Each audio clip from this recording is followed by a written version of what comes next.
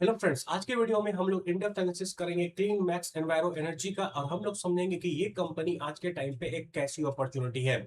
सबसे पहले तो कुछ इंपॉर्टेंट बता देता हूँ। ये कंपनी का नाम आपको डेटा सेंटर के साथ लिया जाता है और इसे एज ए डेटा सेंटर का प्रॉक्सी देखा जा रहा है आज के टाइम पे। तो मैं आपको डिटेल में बताऊंगा कि ऐसा क्या रीजन है जिसकी वजह से इसको डेटा सेंटर के साथ जोड़ा जा रहा है। तो सबसे पहले हम स्टार्ट करते हैं और कंपनी के काम को समझते हैं। तो देखो, कंपनी का दो बिजनेस वर्टिकल है। पहला है रिन्यूएबल एनर्जी पावर सेल्स का एंड दूसरा है रिन्यूएबल एनर्जी सर्विसेज का। तो देखो क्या होता है, रिन्यूएबल एनर्जी के पार्क्स ये लोग ओन करते हैं। फॉर एग्जांपल मान लो सोलर पार्क, तो ये लोग क्या करेंगे, अपने पैसे से सोलर विंड पार्क वगैरह बनाएंगे, हाइब्रिड पार्क वगैरह बनाएंगे और उससे इलेक्ट्रिसिटी जनरेट करके सेल करेंगे अपने क्लाइंट वगैरह से। तो यहाँ पे क्या होता है, मान लो कोई एक कंपनी है, किसी कोई डेटा सेंटर वाली कंपनी, इसके साथ ही ने क्या किया, पावर परचेज एग्रीमेंट साइन कर लिया कि मैं तुमको इलेक्ट्रिसिटी सेल करूंगा। फिर ये क्या करेंगे, जाके अपने पैसे से बैंक से थोड़ा पैसा उठाएंगे और जाके सोलर पार्क बनाएंगे, विंड पार्क बनाएंगे और वहां से इलेक्ट्रिसिटी जनरेट करके वो डेटा सेंटर वाली कंपनी को सेल करेंगे। और ये जो पावर परचेज एग्रीमेंट होता है ये आपको 20 से 25 साल का नॉर्मली होता है। और ये जब पावर परचेज एग्रीमेंट दिखाएंगे तो इनको आपको बैंक्स वगैरह से लोन मिलने में भी सुविधा होता है, सस्ते रेट पे भी मिल जाता है। तो आई होप कि आपको समझ में आया होगा। पहला बिजनेस वर्टिकल कौन सा है, पहला बिजनेस वर्टिकल है इनका रिन्यूएबल एनर्जी पावर सेल्स का। एंड वहां पे ये लोग क्या करते हैं, solar park wind park hybrid बना के, हाइब्रिड सिस्टम का मतलब क्या हुआ, solar plus wind plus base. Solar plus wind को भी आप समझ सकते हो हाइब्रिड, सोलर प्लस बेस को भी आप हाइब्रिड समझ सकते हो। बेसिकली एक से ज्यादा सिस्टम जहां पे होगा उसको हाइब्रिड कहलाया जाएगा। तो ये लोग क्या करते हैं, हाइब्रिड सिस्टम बना के पावर जनरेट करके सेल करते हैं डिफरेंट डिफरेंट तरह की कंपनी को। कमर्शियल इंडस्ट्री में करते हैं, डेटा सेंटर में करते हैं, सीमेंट में करते हैं, मैन्युफैक्चरिंग में करते हैं, तो डिफरेंट डिफरेंट आपको यहाँ पे इंडस्ट्री में करते हैं। तो क्या है, आज के टाइम पे अगर देखा जाए तो रिन्यूएबल एनर्जी पावर सेल्स वाला जिनका बिजनेस, तो उससे 90% ऑफ एबिटा आता है।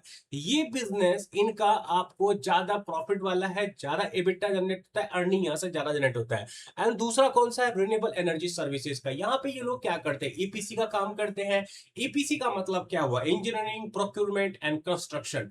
तो क्या होगा, मान लो किसी कंपनी को, यहाँ पे एक सीमेंट वाली कंपनी आई, बोली कि मुझे तुम सोलर पार्क बना के दे दो मेरे लिए। मेरा क्या है कि 4 मेगावाट का मुझे रिक्वायरमेंट है पावर का।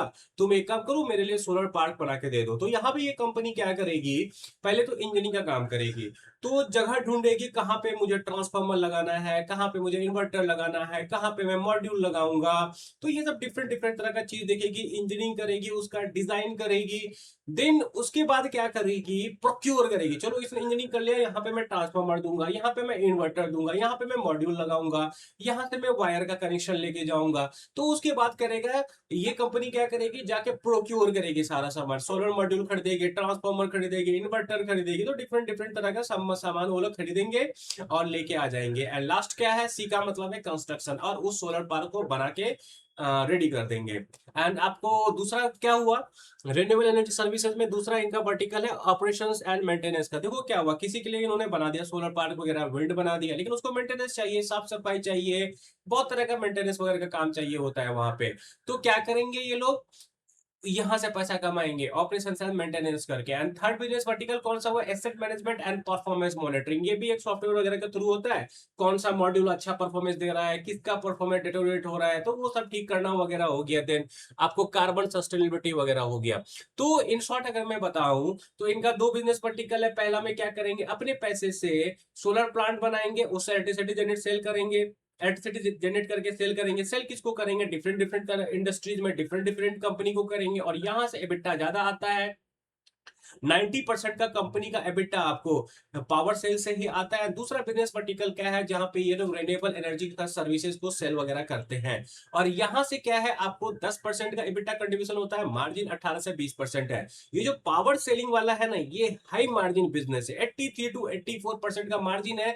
लेकिन यहाँ पे डेट बहुत लेना पड़ता है, क्योंकि क्या होगा, 1 गीगावाट का अगर इनको प्लांट बनाना है तो कम से कम 4.5 से 5 करोड़ चाहिए, अगर सिर्फ सोलर होगा। अगर वहीं पे विंड आ जाए, वहीं पे बेस आ जाए, तो it will be more costly. तो यहाँ पे क्या होगा, 1 1 गीगावाट का प्लांट बनाने के लिए इनको बहुत कैपेक्स चाहिए। तो एबिटा ज्यादा होगा लेकिन पैट लेवल उतना ज्यादा नहीं होगा। ये बात समझ लो। फिर भी ये जो पैट होगा यहाँ से प्रॉफिट होगा वो इससे ज्यादा होगा। तो आई होप कि आपको समझ में आया होगा कौन सा बिजनेस वर्टिकल दो है। एक में क्या करेंगे, रेन्यूएबल पार्क बना के पावर जनरेट करके सेल करेंगे। दूसरा में क्या करेंगे, वही रेन्यूएबल पार्क के लिए किसी दूसरी कंपनी को ईपीसी का सर्विसेज देंगे, ऑपरेशन मेंटेनेंस करेंगे, एसेट मॉनिटरिंग करेंगे वहां का। ठीक है, अब मैं आता हूँ थोड़ा सा इसका आईपीओ के बारे में बात कर लेता हूँ। आईपीओ के बारे में क्यों बात कर रहा हूँ, देखो आईपीओ भी इनका बहुत रिसेंटली आया है। तो आईपीओ का क्या हुआ, आईपीओ के थ्रू इन्होंने 3080 करोड़ उठाया है। बहुत बहुत रिसेंटली आया है। तो अगर आप चार्ट जाके देखोगे ना, तो ये कंपनी आपको कहीं पे 2 मार्च के आसपास लिस्ट हुआ है। तो आपको यहाँ पे क्या दिख रहा है, ये कंपनी एक बहुत ही बुरे वक्त में लिस्ट हुई थी मार्केट में, तो इनका लिस्टिंग गेन निगेटिव था।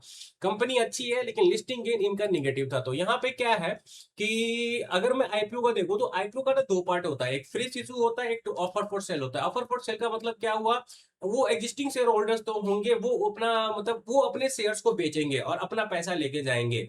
तो ये 3000 करोड़ में से समझ लो 1900 crore 1900 crore offer for sale था। एग्जिस्टिंग प्रोमोटर को अपना माल बेच रहा था।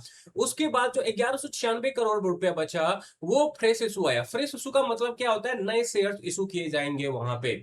ठीक है, तो यहाँ पे क्या हुआ, 1196 करोड़ उठाया गया, उसमें से जनरल कॉर्पोरेट पर्पस के लिए समझ लो 73 करोड़ है, एंड बाकी डेट रिपेमेंट के लिए। कंपनी के पास कर्जा बहुत था, तो 1122 करोड़ का तो इन्होंने कर्जा ही चुकाया है। क्योंकि देखो ये जो इस कंपनी का जो बिजनेस वर्टिकल है ना, बिजनेस है रिन्यूएबल एनर्जी पावर सेल्स का, वो बिना कर्जा का चल ही नहीं सकता है। क्योंकि इनको बहुत पैसे चाहिए। अगर आके यहाँ पे आप देखोगे ना इनके बैलेंस शीट वगैरह में, तो आपको बहुत ज्यादा कर्जा दिखेगा, बट इट्स नॉर्मल। क्योंकि यहाँ पे होता है पावर परचेज एग्रीमेंट। ये किसी कंपनी के साथ पावर परचेज एग्रीमेंट करेगी, बहुत सारी कंपनी के साथ जाएगी, बैंक के पास लोन उठाएगी, एसेट बनाएगी, तब वहां से इलेक्ट्रिसिटी जनरेट करके सेल करेगी। तो इट्स नॉट बैड।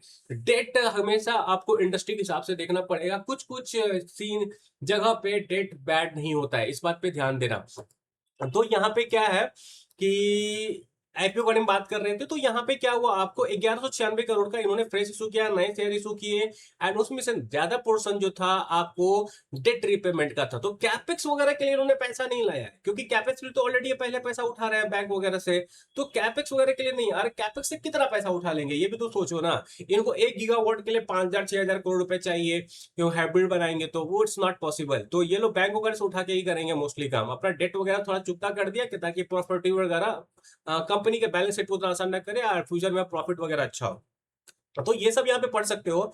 मैंने यहाँ पे क्या है कि इसका शेयर प्राइस कितना था, 1053 रुपए पे इन्होंने किया था, लाने का प्लान किया था। और कंपनी लिस्ट हुई आपको 952 बीएसई पे, 960 पे एनएसई पे। तो लगभग 9% के डिस्काउंट पे लिस्ट हुई। और आज के टाइम पर अगर मैं इसका शेयर प्राइस देखूं, तो कितना है, शेयर प्राइस है आपको इसका 1266 रुपए। ठीक है, तो लगभग कितना ऊपर है आईपीओ के प्राइस से, लगभग ये 20% के आसपास ऊपर है आईपीओ प्राइस से। तो क्या आईपीओ प्राइस है बहुत भाग गया है, नहीं भागा है। इसीलिए मैं आपके लिए इसका वीडियो लाया था, क्योंकि मुझे ये कंपनी थोड़ी बहुत इंटरेस्टिंग लगती है।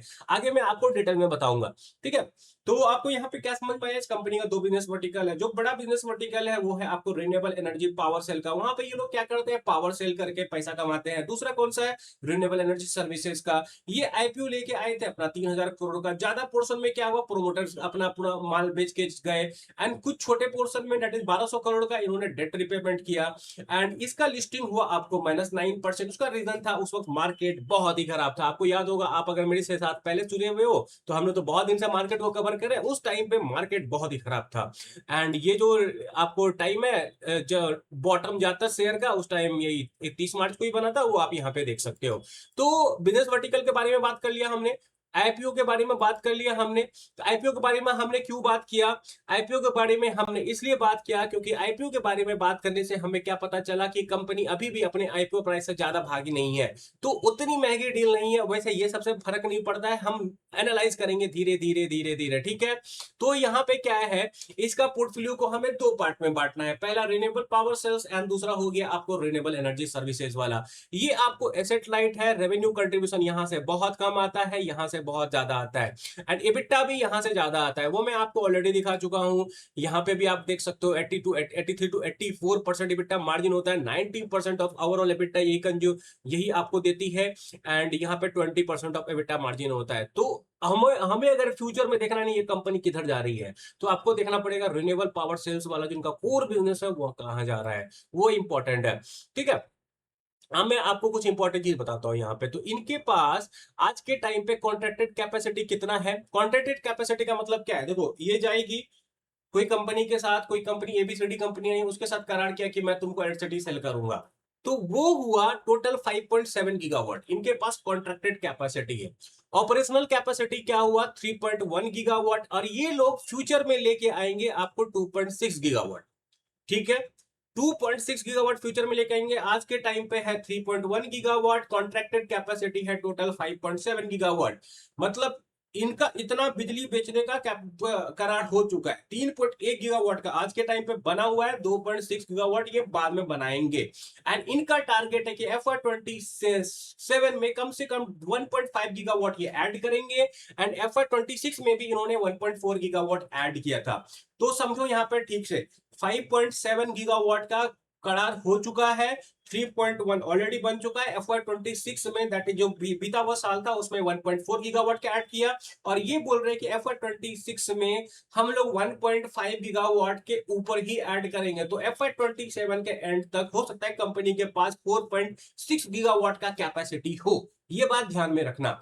एंड इसमें जो सबसे बड़ा बात है वो है 42% of contracted capacity is with data centre and AI company, data and AI customer. तो ये जो आपको 5 गीगावाट है, 5.7 गीगावाट, इसमें से 42% जो है आपको, 42% जो है आपको, वो कॉन्ट्रैक्ट किया गया है data centre and AI company के द्वारा। ये रीजन है जिसकी वजह से इस कंपनी को आपको जोड़ा जाता है डेटा सेंटर के साथ। ये बात समझो अच्छे से। आई होप कि आपको समझ में आ रहा होगा ये बात अच्छे से। ओके, अब मैं थोड़ा आगे जाता हूं और कुछ इंपॉर्टेंट चीज देखता हूं। देखो, ये इतना इंपॉर्टेंट नहीं है, ये फिर भी रीड कर लेना। अब हम जाते हैं, कुछ इंपॉर्टेंट बात देखेंगे। तो मैंने आपको क्या बताया कि मल्टीपल टाइप का काम करती है कंपनी, जिसमें से ज्यादा इनका बड़ा बिजनेस वर्टिकल है पावर सेल वाला। अब इसका ना कुछ वो देख लेते हैं, एडवांटेज क्या है, कंपनी क्यों इंटरेस्टिंग लगती है यहाँ पे। तो पहली बात तो इनका टेक्नोलॉजी पोर्टफोलियो है, मतलब डाइवर्स है। तो यहाँ पे ये लोग सोलर वाला भी काम करते हैं, सोलर के साथ विंड, एंड विंड के साथ hybrid, solar plus base, and थोड़ा बहुत इनका बेस का भी है। बेस में ज्यादा बड़ा नहीं पुश किया है इन्होंने, लेकिन बेस में भी ये पुश कर रहे हैं धीरे धीरे धीरे धीरे। तो क्या है, हाइब्रिड सिस्टम है, पावर जनरेट करने का सबसे बड़ा एडवांटेज हो गया। दूसरा क्या है, ज्योग्राफिकल डाइवर्सिफिकेशन है। ये कंपनी आज के टाइम पे बहुत सारे स्टेट्स में, इंडियन स्टेट्स में प्रेजेंस रखती है। जैसे कर्नाटका में है, महाराष्ट्र में है, राजस्थान में है, तमिलनाडु में है। ऐसा नहीं है कि गुजरात स्पेसिफिक है, बहुत कुछ ऐसे बहुत सारे रिन्यूएबल ईपीसी प्लेयर्स वगैरह आपको मिल जाएंगे, जो कि एक एक दो स्टेट में उनका बिजनेस आता है। लेकिन इसका ऐसा नहीं है, इनका बिजनेस आपको बहुत डाइवर्स आता है, एंड क्लाइंट भी इसके बहुत डाइवर्स है। और सबसे बड़ा चीज ये देखो कि total 588 active corporate corporate customers है, 588, जो कि बहुत बड़ा नंबर होता है। और ये डिफरेंट डिफरेंट बिजनेस में है, जैसे डेटा सेंटर की कंपनी होगी, सीमेंट वाली होगी, केमिकल वाली होगी, मैन्युफैक्चर, तो अलग अलग तरह की कंपनियां हैं। तो ये भी डाइवर्सिफिकेशन है इसका। आपको एनर्जी प्रोड्यूस करने का भी डाइवर्स है, विंड प्लस सोलर, थोड़ा थोड़ा बेस में भी जा रहे हैं, फ्यूचर में भी जाएंगे। उसके अलावा ज्योग्राफिकल डाइवर्सिफिकेशन है। उसके अलावा आपको इंडस्ट्रियल डाइवर्सिफिकेशन भी है। डेटा सेंटर एंड एआई उसमें 42% है। दिस इज वाई इसको डेटा सेंटर के साथ रिलेट किया जाता है आपको। ये सब आपको टोटल 1280 डिफरेंट आपको पावर परचेज एग्रीमेंट किया हुआ है। 74% ऑफ जो नया कैपेसिटी है वो रिपीट क्लाइंट्स आ रहा है। जो मान लो इन्होंने क्या किया, 2.6 गीगावाट नया ऐड किया, तो उसमें जो 70%, 74% समझ लो वो रिपीट कस्टमर है। वही कस्टमर बोल रहा है तुम मेरा और बनाओ, तुम मेरे लिए और पावर जनरेट करो। और इनके जो क्लाइंट वगैरह है वो double A and triple rated है, मतलब डिफॉल्ट होने का चांसेस बहुत ही कम है।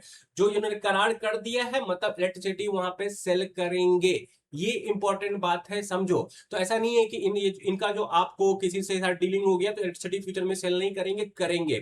मेरे हिसाब से ऐसी कंपनी ना आपको कंसिस्टेंट कंपाउंडर बन सकती है। मतलब ऐसा नहीं कि बहुत एक्सपोनेंशियल वाला कंपाउंडर, ये कंसिस्टेंट कंपाउंडर बन सकती है। वो मैं आपको आगे दिखाऊंगा, आगे बता दे रहा हूँ। टेक्नोलॉजिकल आपको एज है इनका, मल्टीपल टेक्नोलॉजी प्रेजेंट है, wind plus solar plus base. लेकिन इसमें तो बहुत सारी कंपनी प्रेजेंस है, ऐसा प्रेजेंस रखती है, ऐसा नहीं कि इसी का एज है। उसके अलावा इसका ज्योग्राफिकल डाइवर्सिफिकेशन बहुत ही ज्यादा। आप यहाँ पे 8 स्टेट देख सकते हो। सेक्टोरल प्रेजेंस बहुत ही ज्यादा है। डेटा सेंटर में 42% का आता है, जो कि राइजिंग सेक्टर है। उससे भी अच्छा क्या कि 74% ऑफ न्यू कैपेसिटी जो है आपको एग्जिस्टिंग कस्टमर से आता है, विच इज अगेन आपको अच्छा है, बात है। अच्छा बात है, एकदम अच्छा बात है। 1280 कॉन्ट्रैक्ट्स आज के टाइम पे साइन कर रखे हैं, तो बहुत बढ़िया बात है ये भी।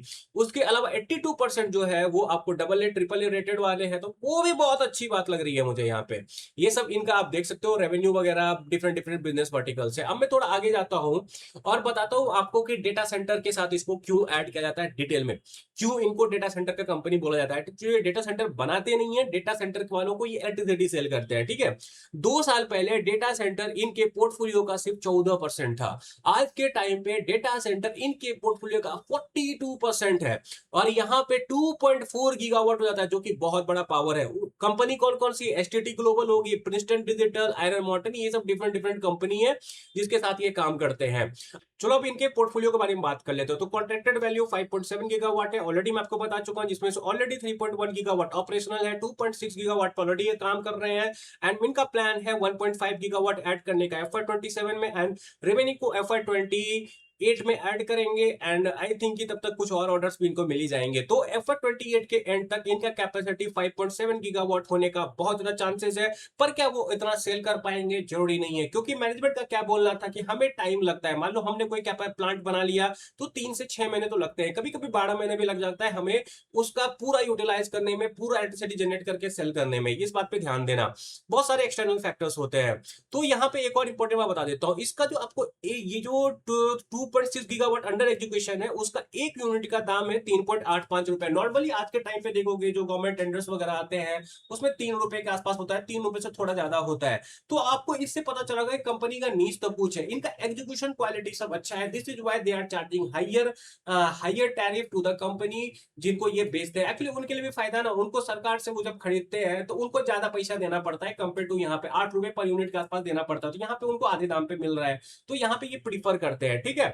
तो क्या सीन है यहाँ पे, 2.6 गीगावाट अंडर एजुकेशन है, ये इनका रेट हो गया। एक इंपॉर्टेंट चीज मैं बता देता हूँ यहाँ पे, कैपेसिटी यूटिलाइजेशन फैक्टर, CUF एक टर्म है जो कि बहुत ज्यादा यूज होता है। सिंपल भाषा में बताओ, एक कोई प्लांट है जिसका आपको कैपेबिलिटी है, अगर वो 24/7/365 चले तो वो 10 लाख यूनिट साल का जनरेट कर सकती है, ठीक है। अगर वो 2.5 लाख ही करेगी तो उसका मतलब हुआ कि इसका कैपेसिटी यूटिलाइजेशन फैक्टर है 25%। और एक और टर्म आता है प्लांट लोड फैक्टर, दोनों एक ही बात है, लेकिन सीन क्या है कि अलग अलग इंडस्ट्री में अलग अलग तरह का यूज किया जाता है। तो यहाँ पर रिन्यूएबल के केस में आप ज्यादा देखोगे कैपेसिटी यूटिलाइजेशन फैक्टर यूज होते हुए, एंड कहीं और जैसे आप जहां से थर्मल वाला हो गया वहां पे प्लांट लोड फैक्टर वगैरह यूज करते हैं ये लोग, इस बात पे ध्यान देना। अब मैं आगे जाता हूँ, कुछ कुछ चीजें दिखा देता हूँ आपको।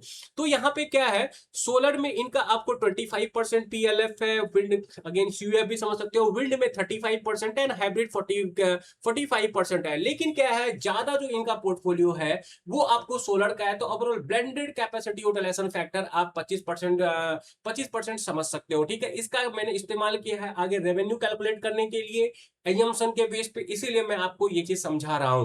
तो यहाँ पे क्या है, एक और इंपॉर्टेंट बताता हूँ बेस को लेके। ये तो पीएलएफ हो गया। पीएलएफ मैंने आपको क्यों बताया, क्योंकि फॉरवर्ड कैलकुलेशन में हेल्प करेगा आपको। उसके अलावा क्या है, battery energy storage system. Battery energy storage system में कंपनी सोच रही है जाने का, एक्टिवली ट्रैक कर रही है, actively evaluating large scale battery storage deployment. अभी थोड़ा कम है। देखो बैटरी एनर्जी स्टोरेज सिस्टम क्यों आपको इंपॉर्टेंट बन जाता है ये समझो। अगर ये किसी क्लाइंट को बेच रहे हैं इलेक्ट्रिसिटी, तो अगर विंड विंड से तभी बेच पाएंगे ना जब विंड चलेगा, ठीक है। एंड आपको सोलर से वो तभी बेच पाएंगे, अगर इनके पास बैटरी स्टोरेज है तो सोलर से तभी बेच पाएंगे जब धूप रहेगा, ठीक है। तो हर समय 24/7 ये अपने क्लाइंट को सर्विस नहीं दे सकते हैं। तो अगर ये बेस लेके आ जाए, बेस के अच्छा खासा डेवलप कर ले, तो they will be able to provide their customer 24/7 service, ठीक है। तो इनके लिए आपको बेस बहुत इंपॉर्टेंट हो जाता है। तो ये सब कुछ इनके शॉर्ट टर्म टारगेट्स है, लॉन्ग टर्म टारगेट्स वगैरह से बेस को रोल आउट करना, ये सब इनका लॉन्ग टर्म टारगेट वगैरह हो गया आपको। अब मैं आगे जाता हूं, कुछ कैलकुलेशन वगैरह दिखाता हूं। केस वन मैंने क्या किया, और ये जो कैलकुलेशन मैं आपको दिखा रहा हूं FY29 के हिसाब से दिखा रहा हूं, इस बात पे ध्यान देना। FY29 के हिसाब से मैं आपको दिखा रहा हूं, hybrid blended per unit capacity मैंने किया हुआ है एक यूनिट का। तो इनका क्या सीन है, यहाँ पे 4.5 गीगावाट का कैपेसिटी मैंने एज्यूम किया है। देखो इनका प्लान क्या है ये समझो। अगर अगर आज के टाइम पे इनका आपको कैपेसिटी है 3.1 गीगावाट। इस साल कम से कम ये बोल रहे हैं कि 1.5 करेंगे, तो 4.6 गीगावाट हो गया। तो एक साल में मुझे तो लगता है कि आराम से ये सारा बिजली बेचने का जुगाड़ कर लेंगे 4.6 का। फिर भी मैंने क्या किया, 4.5 ही लिया। मैं थोड़ा कंजर्वेटिव जा रहा हूं यहाँ पे। और मैंने क्या जूम किया कि FY28 में भी थोड़ा बहुत ही ऐड करेंगे। मान लो पहले 3 महीना में उन्होंने 400 मेगावाट ऐड कर दिया, ठीक है। तो वहां पे क्या होगा, 5 गीगावाट का पोर्टफोलियो बन जाएगा और अगले साल वो 5 गीगावाट बेच पाएंगे। तो मैंने यहाँ पे दो कैलकुलेशन किया, 4 गीगावाट का, 5 गीगावाट का। तो 4 गीगावाट का अगर मैं कैलकुलेशन करूं तो ऐसा नंबर कुछ मुझे बन के आता है। मैंने एज्यूम किया कि पावर सेल से इनका 85% का EBITDA बनेगा, रेन्यूएबल सर्विस से इनका 20% का EBITDA बनेगा, ठीक है। तो एक्चुअली में पावर सेल से इनका 90% से ज्यादा कभी EBITDA बन सकता है, 90% पे अप्रोक्स तो बन सकता है, लेकिन हम यहाँ पे कंजर्वेटिव कैलकुलेशन कर रहे हैं। तो यहाँ पे क्या होता है, पावर सेल सेगमेंट का रेवेन्यू आपको अगर एज्यूम करूं 4.5 गीगावाट का पोर्टफोलियो होता है FY29 तक, जिसको आराम से सेल कर सके, तो 3,870 करोड़ का बनेगा। वहीं पे अगर मैं ये एज्यूम करूं कि 5 गीगावाट का कर लेते हैं, जो कि कंजर्वेटिव है, इससे ज्यादा भी कर सकते हैं, तो 4,300 करोड़ का ये लोग रेवेन्यू कर सकते हैं। एंड EBITDA कितना होगा, पावर सेल्स EBITDA इनका 85% है, तो 3,290 करोड़ बन सकता है। एंड यहाँ पे 3,155 करोड़ बन सकता है। एक और इंपॉर्टेंट बता दो, मैनेजमेंट का क्या बोलना है, 3.1 गीगावाट से हम लोग 1870 करोड़ का EBITDA कर सकते हैं। और उसको आप 1.1 से मल्टीप्लाई कर दो, क्योंकि जितना हम रनिंग EBITDA हमारा होता है उससे थोड़ा वन ज्यादा ही, 10% ज्यादा ही करते हैं। तो ये नंबर मुझे काफी क्या बोलते हैं, रिलायबल लग रहा है कि कंपनी मुझे लगता है 3,290 करोड़ के आसपास का EBITDA कर सकती है। एंड 3,655 करोड़ का EBITDA कर सकती है अगर 5 गीगावाट का इनका पोर्टफोलियो बने तो। इस बात पे ध्यान देना। एंड रिन्यूएबल से अगेन थोड़ा बहुत इनका रिन्यूएबल का मैंने लिया है कि 30% के सीजर से इनका जो दूसरा वाला बिजनेस वर्टिकल वो 30% के सीजर से ग्रो करे। उस केस में आपको 219 करोड़ का EBITDA यहां से बनेगा। तो ये दोनों एबिटा नंबर आप याद रखो, क्योंकि ये एबिटा का यूज करके मैं कंपनी का पैट, ईपीएस, फॉरवर्ड पीई वगैरह कैलकुलेट करूंगा। आई होप कि आपको ये सब चीज समझ में आ रहा होगा। एक केस है 4.5 गीगावाट, दूसरा है 5 गीगावाट, कंजर्वेटिव कैलकुलेशन है। एंड उस हिसाब से कंपनी का एबिटा बनता है 3,290, 3,655। कंपनी अगर 3.1 में बोल रहे कि हम 1,855 का एबिटा करेंगे गिवन दिस यूनिट से, तो चांसेस है कि ये इतना कर सकती है, ज्यादा भी कर सकते हैं। मेरे हिसाब से मैनेजमेंट कंजर्वेटिव हो रही है थोड़ा सा, कैलकुलेशन ये सजेस्ट नहीं करता है। मे बी मैनेजमेंट थोड़ा कंजर्वेटिव है। देखते हैं आगे क्या होता है। We can ask this question from management in con call. And मेरा नंबर है वो रफली उसी रेंज में आ रहा है जो मैनेजमेंट ने गाइडेंस वगैरह दिया है। तो ये दोनों नंबर याद रखना, जो कि बहुत इंपॉर्टेंट है, और ये दोनों बिजनेस वर्टिकल कंबाइंड है। अब इनका कैलकुलेशन में दिखा देता हूं। देखो क्या हुआ, मैंने आपको पीछे क्या बोला कि इनका दो केस में EBITDA बनता है 3,500 करोड़ का, 3,874 करोड़ का, 3,874 करोड़ का। तो मैंने उस हिसाब से कंपनी का आपको पैट वगैरह कैलकुलेट किया।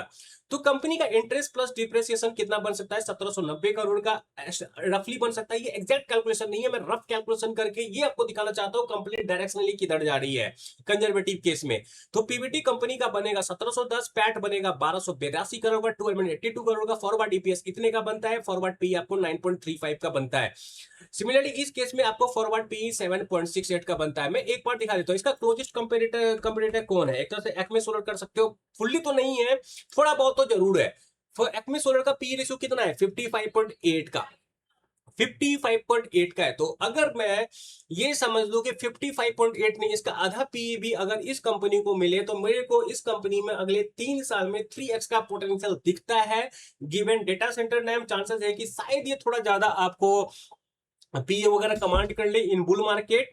एंड अगर ये पी के हिसाब से देखूं तो 3-4 गुने का पोटेंशियल लगता है मुझे। कंपनी का एजुकेशन अच्छा होना चाहिए, बेस आना चाहिए कंपनी के पास। अभी सिर्फ सोलर प्लस विंड है, बेस थोड़ा छोटा है, तो कंपनी का बेस भी आना चाहिए आपको। तो ये सब बहुत इंपॉर्टेंट है। उसके अलावा मैं आपको ना FY27 का एक रफ कैलकुलेशन दिखा देता हूँ। मैनेजमेंट का क्या बोलना है कि हमारा रनिंग एबिटा जो ये आपको पावर सेल वाला है, उससे 1870 करोड़ का रह सकता है। एंड मैंने ये जूम किया कि 130 करोड़ के आसपास का रिन्यूएबल वाले से आ जाएगा, जो ईपीसी वाला काम करते हैं, मेंटेनेंस वाला काम करते हैं। तो इंटरेस्ट प्लस डिप्रिसिएशन इतना होगा, पीबीटी इतना बनेगा, पैट इतना बनेगा, फॉरवर्ड ईपीएस इतना बनेगा, फॉरवर्ड पी 20 बनेगा। तो अब देखो, और दूसरा वाला कैलकुलेशन क्या है कि मैंने जूम किया कि ये 1870 है, उसको 1.1 से मल्टीप्लाई कर दो। क्यों, क्योंकि मैनेजमेंट ने बोला है कि उससे ज्यादा ये मिड बिटा करते हैं, तो उस हिसाब से मैंने कर लिया यहाँ पे। तो यहाँ इस केस में पैट बनता है 717 करोड़ का, फॉरवर्ड ईपीएस इतना, एंड फॉरवर्ड पे इतना। तो इसका मतलब क्या है कि कंपनी हो सकता है FY27 के एंड तक आपको 16, अगर सेम प्राइस पे रहे तो 16 से लेके 20 के पी रेशियो के बीच में ट्रेड कर सकती है, अगर सेम शेयर प्राइस पे रहे। तो एक्मे सोलर का देखूं मैं अगर, तो 55 का कमांड करती है। एक्मे सोलर में चलो बेस्ट है थोड़ा बहुत, ये ग्रीन अमोनिया का भी प्रोजेक्ट जीते हैं थोड़ा बहुत, लेकिन क्या ये नहीं कर सकते हैं? मे भी कर सकते हैं। और इनका पावर परचेज एग्रीमेंट अगर देखो तो प्राइस पर यूनिट प्राइस भी ज्यादा है, तो इस हिसाब से थोड़ा अट्रैक्टिव लगती है। एक और company Adani green, Adani green का देखोगे तो अदानी ग्रीन के साथ छोड़ो, उनका थोड़ा तो मैनेजमेंट वाला भी अलग सीन है, अदानी ग्रुप है वो, तो ये भी अच्छा खासा आपको पी कमांड करती है। तो यहाँ पे मुझे क्या लगता है, अगर क्लीन मैक्स का आपको फ्लॉलेस एग्जीक्यूशन रहा, जो ये लोग 1.5 गीगावाट बोल रहे हैं ऐड कर देंगे, देखो लास्ट ईयर का तो 1.4 किया ना, तो 1.5 करना विद आईपीओ फंडिंग मुझे नहीं लगता उतना डिफिकल्ट होने वाला है उनके लिए। ठीक है, आईपीओ आ जाने के बाद इनका इंटरेस्ट रेट वगैरह घटा है तो दिक्कत नहीं होना चाहिए, आराम से कर सकते हैं 1.5 में भी, उससे ज्यादा ही कर सकते हैं, देखते हैं आगे क्या होगा। तो मुझे अगर बोला जाए इस कंपनी को समरी करने के लिए, तो मुझे ये कंपनी आज के टाइम पे ना डिसेंट डील लगती है। नेक्स्ट बुल रन में मुझे लगता है अगर इसका फ्लॉलेस एजुकेशन रहा, डेटा सेंटर में अच्छा काम कर ले और नए नए प्रोजेक्ट्स जीत ले, क्योंकि बस ऐसा तो नहीं होता है कि एक बार ऑर्डर जीत लिया फिर रहेगा, फिर भी तो आगे भी तो ऑर्डर जीतेगा ना, एंड थोड़ा बहुत बेस लेके आ जाए अपने पास, तो this company can command little bit premium valuation. मान लो यहाँ पे है 30 का भी पे पी कमांड करती है, तो इस हिसाब से डबल हो सकती है, यहाँ से ये 50% का गेन आराम से बना सकती है। अगर मैं FY30 के आसपास का देखूं, FY30 के आस में क्या है कि ये दोनों नंबर आराम से मुझे लगता है कि एग्जीक्यूट कर सकती है कंपनी, नॉन डिलीवरेबल नहीं है। 4.5 गीगावाट तो इसका कैपेसिटी आपको FY27 एंड में हो जाएगा, तो क्या FY28 तक पूरा उसको निकालने का जुगाड़ नहीं कर सकते? आराम से कर सकते हैं। तो सीन क्या है कि ये दोनों पी मुझे फॉरवर्ड का लगता है गिवन दिस शेयर प्राइस, ठीक है, तो कंपनी का फॉरवर्ड वैल्यूएशन सब मुझे सस्ता लगता है यार। मान लो यहाँ पे अगर 20 के पीवी पे ट्रेड करे तो 2x 3x का तो आराम से पोटेंशियल लगता है मुझे इस कंपनी में, गिवन की एजुकेशन अच्छा रहे, दैट्स ऑल, अगर नए नए कॉन्ट्रैक्ट्स भी मिले, दैट्स ऑल। एंड यहाँ पे एक और इंटरेस्टिंग बात दिखा देता हूँ मैं आपको, अगर इनका आप शेयर होल्डिंग पैटर्न में आकर देखोगे तो पब्लिक के पास माल आज के टाइम पे, सॉरी ये तो एक्मे सोलर हो गया, यहाँ पे दिखा देता हूँ, पब्लिक के पास आज के टाइम पे माल ना के बराबर है, नंबर ऑफ शेयर होल्डर्स भी कम है। डीआईएस में देखोगे तो डीआईएस में आपको एसबीआई दिख जाएगा, लाइफ इंश्योरेंस दिख जाएगा। एफआईज में कौन है? एफआईज में आपको कोई बड़ा नाम दिख रहा है क्या? नोमुरा वगैरह यहाँ पे दिख रहा है। प्रोमोटर के पास भी 50% के आसपास स्टेक है, तो ये सारी चीजें अच्छी हैं।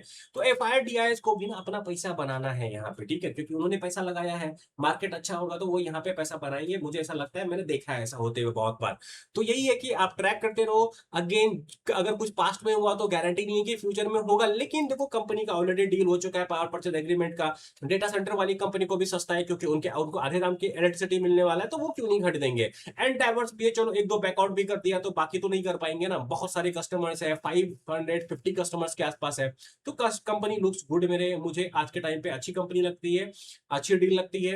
एक्सपोनेंशियल ग्रोथ नहीं देखता हूं, लेकिन मैं कंसिस्टेंट कंपाउंडिंग का यहाँ पे अपॉर्चुनिटी जरूर देखता हूं। Again it is not 22 colour का मेंशन, मेरा पर्सनल एनालिसिस है, my analysis can go wrong, ये एक इंडिविजुअल इंसान का एनालिसिस है, वो गलत भी हो सकता है, इस बात पे ध्यान देना। और मैं इंपॉर्टेंट बता रहा हूँ, मेरा मेंबरशिप प्रोग्राम है, उसको ज्वाइन कर लो। लेवल 1 है, लेवल 2 है। लेवल 1 में मैं अपने मेंबर्स के साथ 2 वीक में एक बार कनेक्ट करता हूँ, जिसमें आप मुझे डाउट पूछ सकते हो लाइव यूट्यूब सेशन के थ्रू। एंड लेवल 2 में मैं एसएमई कंटेंट वगैरह भी लाता हूँ अलॉन्ग विद लेवल 1 में, जो जो आपको पर्क मिलेगा। लेवल 1 में वो कभी कभी मैं मास्टर क्लास भी दे देता हूँ, जैसे बैंकिंग एंड एनबीएफसी का मास्टर क्लास दिया हूँ, तो जल्दी से जाके उसको भी ज्वाइन कर लो, it will be very beneficial for you. और अगर आपको मेरा ये वीडियो अच्छा लगा होगा तो लाइक से सब्सक्राइब कर देना, नीचे में आपको मेरे कोर्सेज के लिंक मिल जाएंगे, उसे भी आप चेक कर सकते हो। बाय।